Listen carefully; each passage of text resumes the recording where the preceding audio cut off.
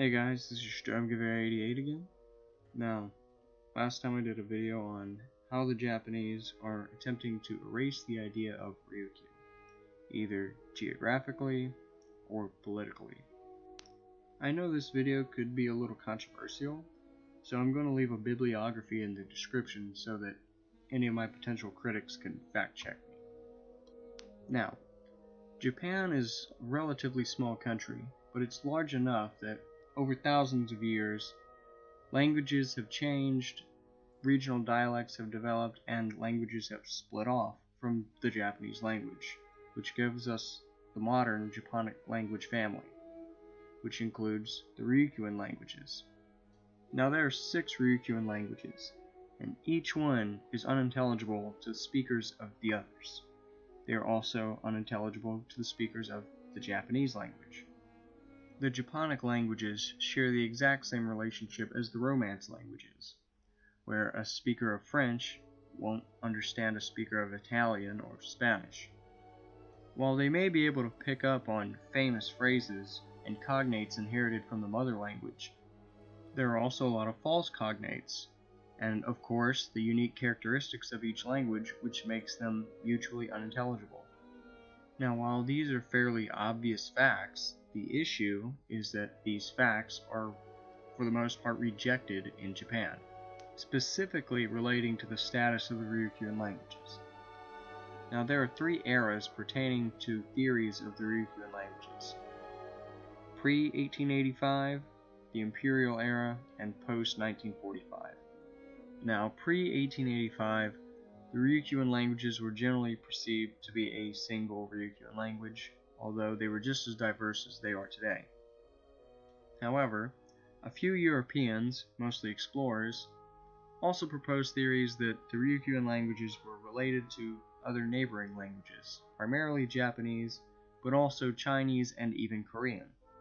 Now in 1880, a year after Japan annexed Ryukyu, the Japanese shut down all schools in the Ryukyu Islands and began opening up schools run by the Japanese Ministry of Education. One of the first schools they opened up was a training school for translators who could speak Japanese and Okinawan. They obviously recognized that Okinawan people didn't speak Japanese and that they needed people who spoke both Okinawan and Japanese in the government and in the schools. By 1885, there was a grand total of 57 schools in Okinawa Prefecture, one of which was the translator school, called the Normal School. Another one was the Shuri Middle School, which acted as both a junior high school and a high school, and the remaining 55 were all elementary schools.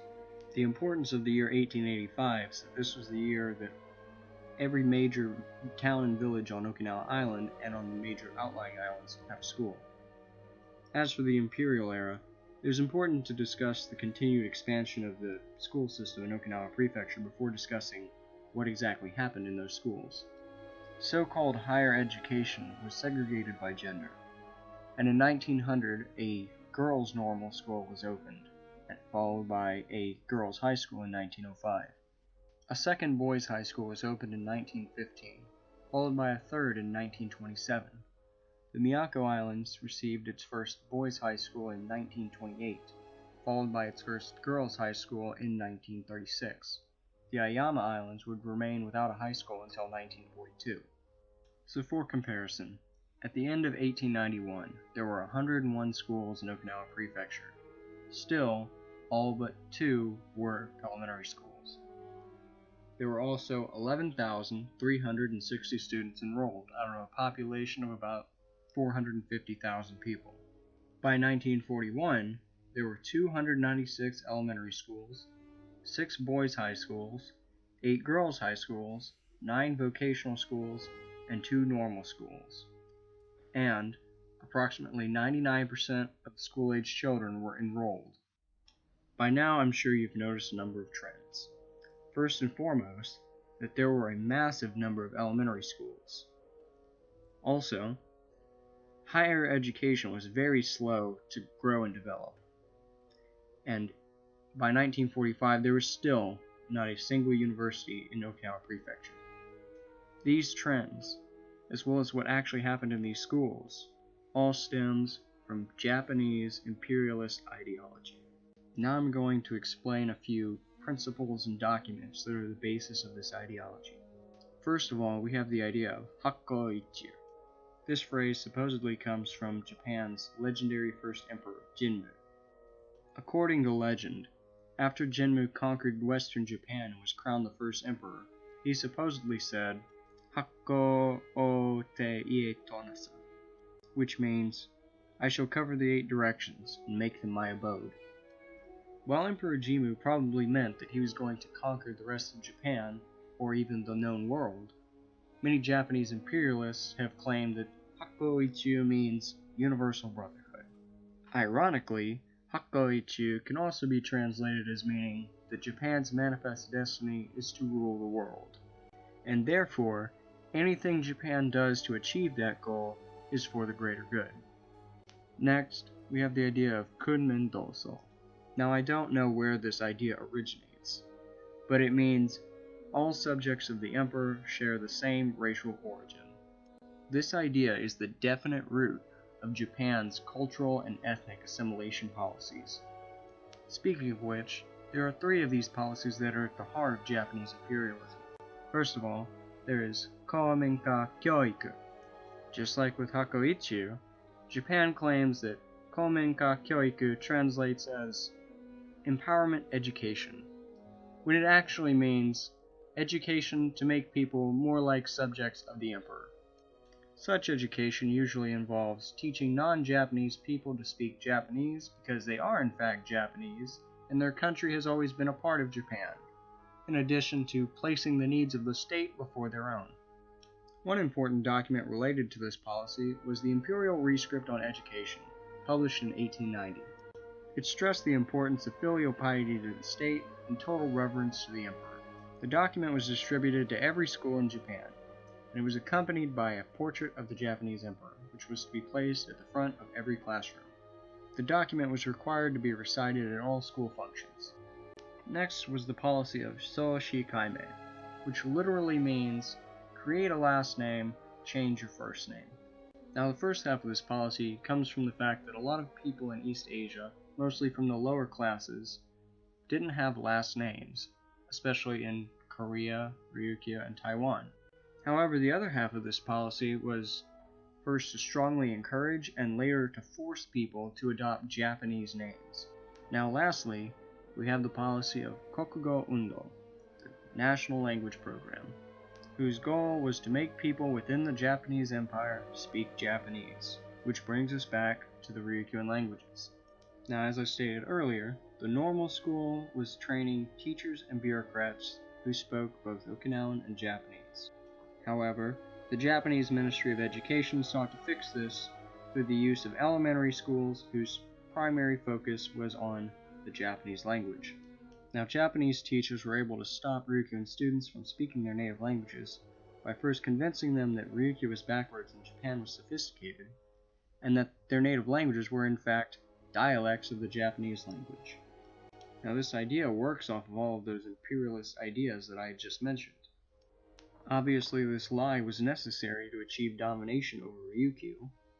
If Ryukyu is part of Japan and therefore Ryukyuan people are Japanese, then their language must also be a dialect of Japanese.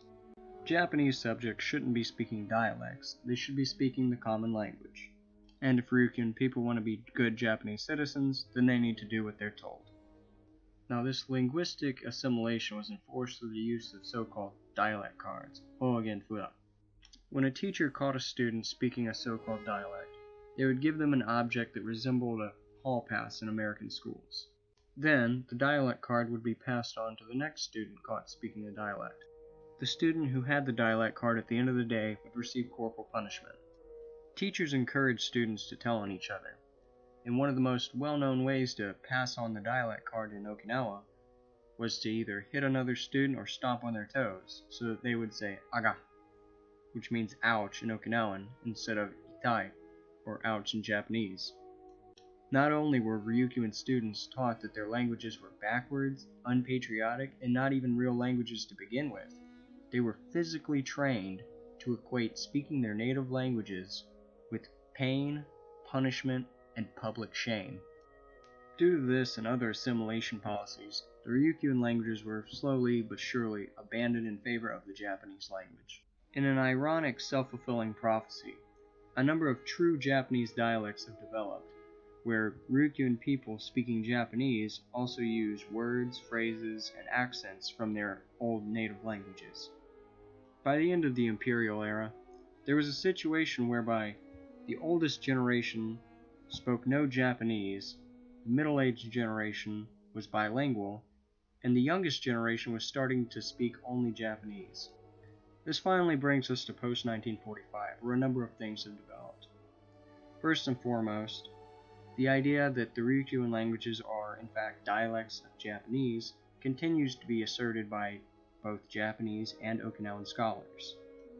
On the other hand, scholars outside of Japan and Ryukyu began to reassert that the Ryukyuan languages are actually sister languages to Japanese.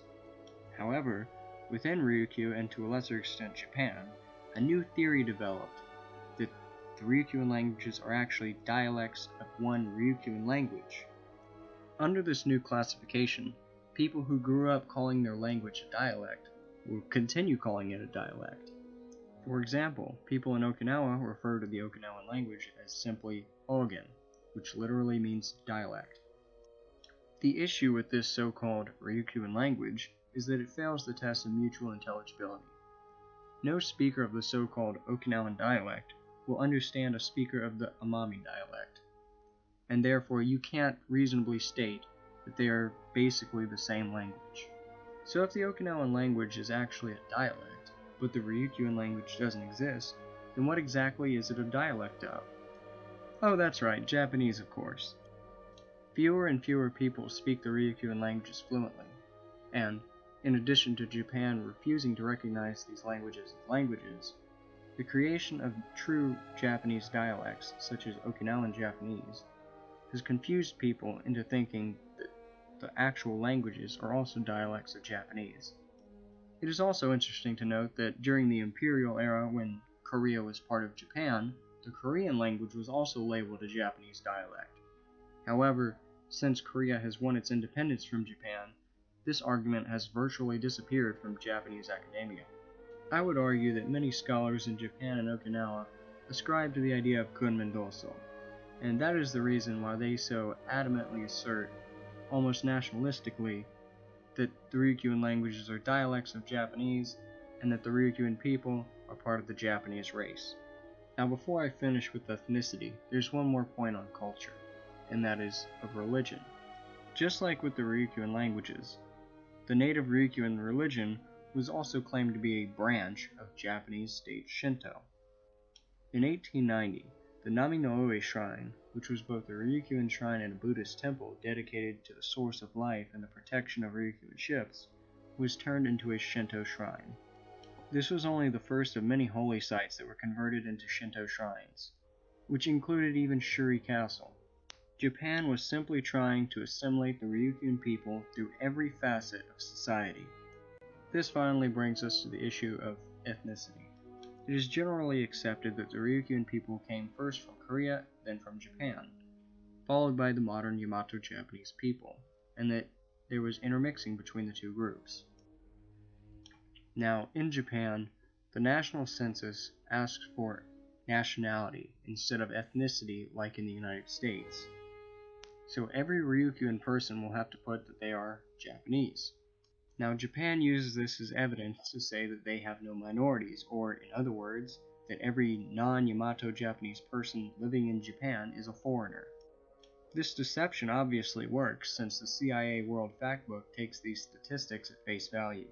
Now, while Japan has been able to hide behind this conveniently deceiving fact, they've been completely unable to explain the rather embarrassing fact that when Japanese people go to Ryukyu, they confuse Ryukyuan people with Taiwanese, Chinese, and basically any other non-Japanese Asian people. Once a Japanese show host visited Okinawa and asked some women if they were foreigners. I know one Okinawan who works as a waitress who's been complimented multiple times on how well she speaks Japanese, and has even been asked if she's a Taiwanese exchange student. And I'll end the video with that. I apologize for the length of this video, but thanks for sticking it to the end. As always, see you next time.